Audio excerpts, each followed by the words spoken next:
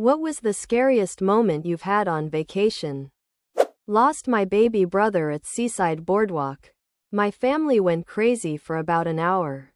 Finally found him sitting on the bar at outside saloon surrounded by bikers and their chicks. Bowl of popcorn and a tall soda.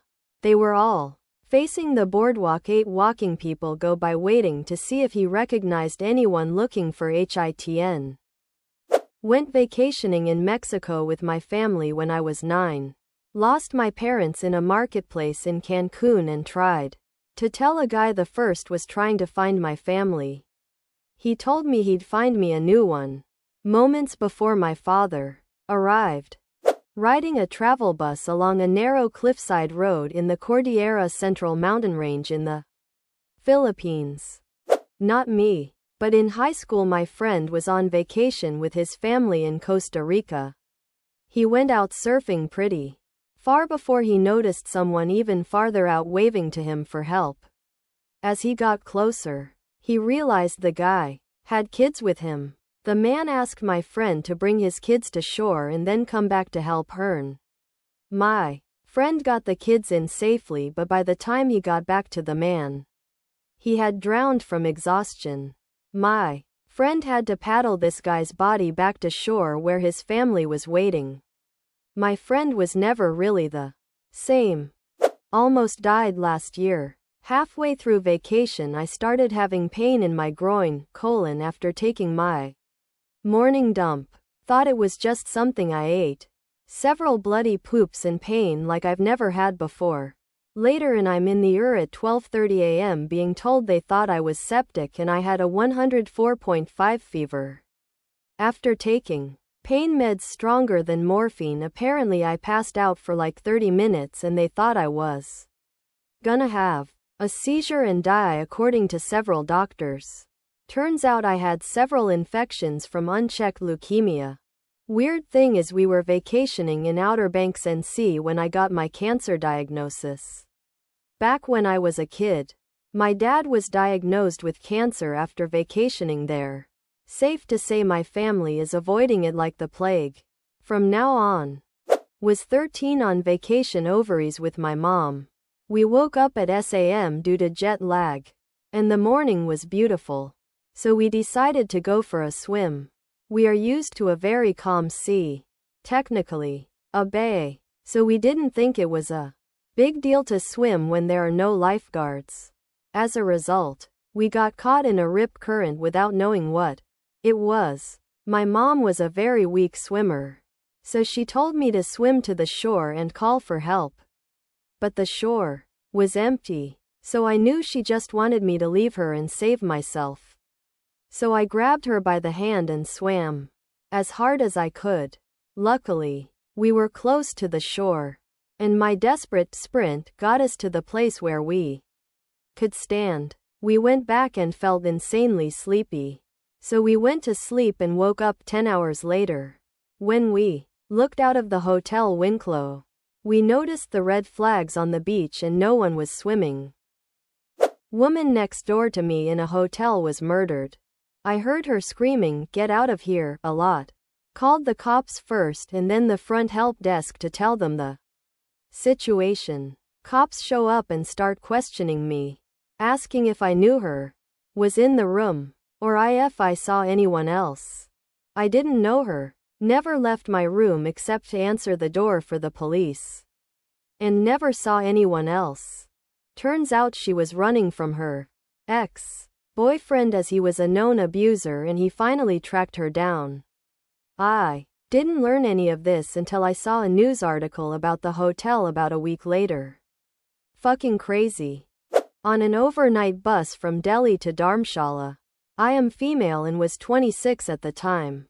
We stopped at a gas station in the night so we could use a restroom. I was the last in line.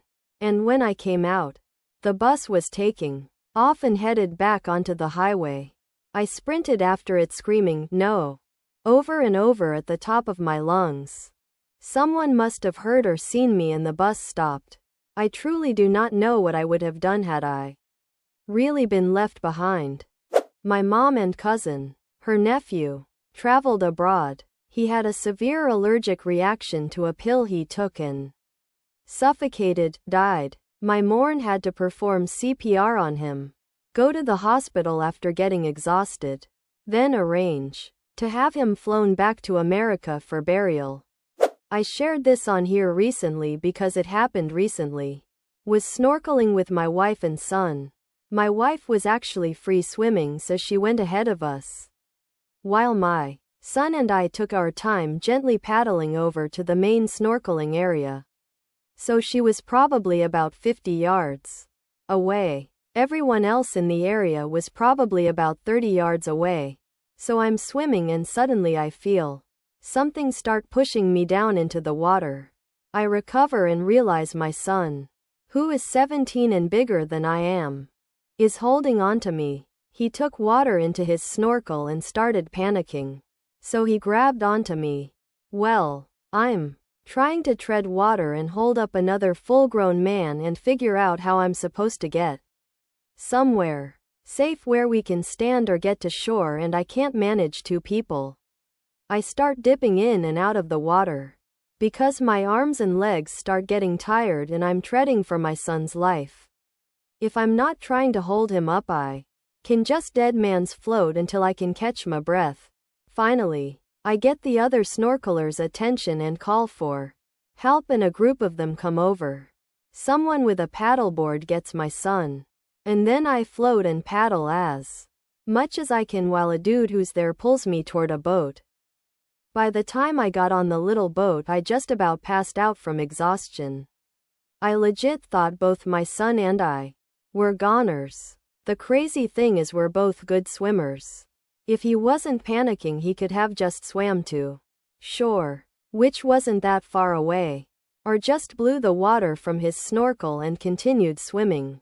And since he was pulling me down, Ian now panicking and not thinking straight to tell him what to do. One of the scariest experiences of my life. I got really drunk in New Orleans. Phone died and I couldn't get an Uber. Decided to walk back to my hotel. Could see it from where I was, so just started walking. Two women saw me walking and asked if I needed a ride. I said sure, told them where I was going and jumped in the back seat. Obviously idiotic drunk move. They drove me and I could tell we weren't heading to my hotel. They were acting very strange, making phone calls. Stopped at a gas station to get some gas. I was sobering up real quick as this was all going down. At the gas station, they said the station wouldn't take cash and were just stalling. I managed to get $20 out of my pocket, put it on the center console, and luckily got out of the car.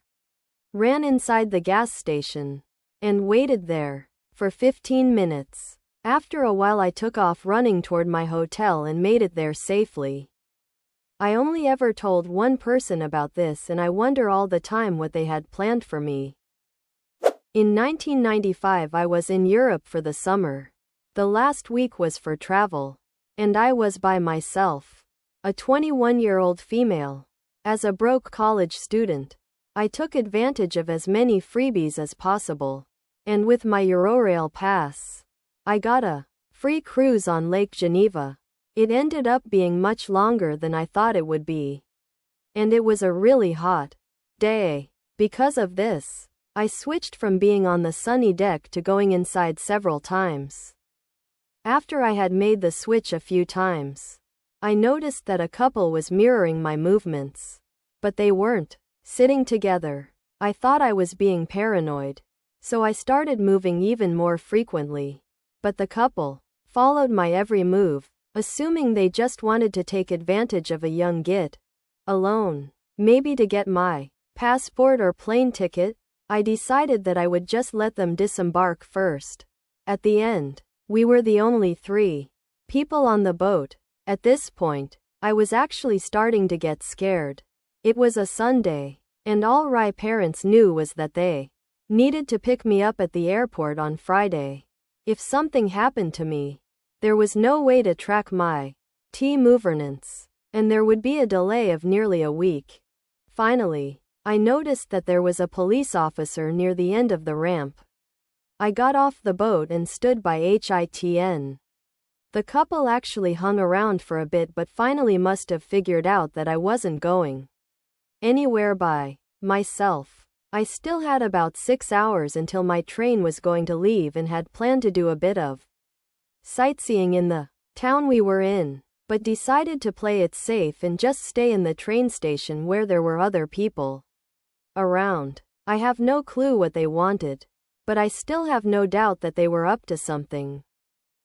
My uncle decided to fuck around on a trail in Yellowstone near some hot pools.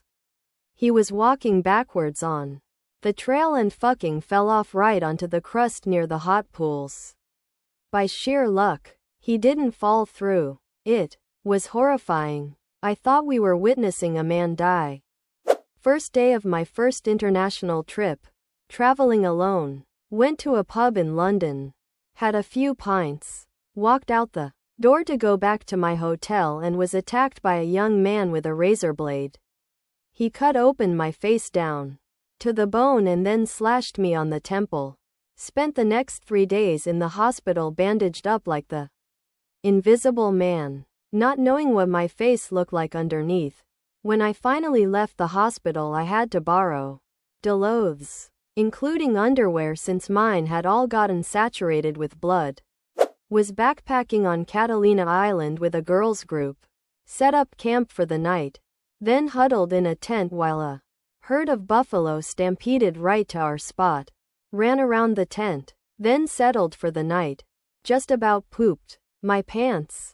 Apparently the males are kind of aggressive as they are on birth control for population control on the island. Poor horny souls.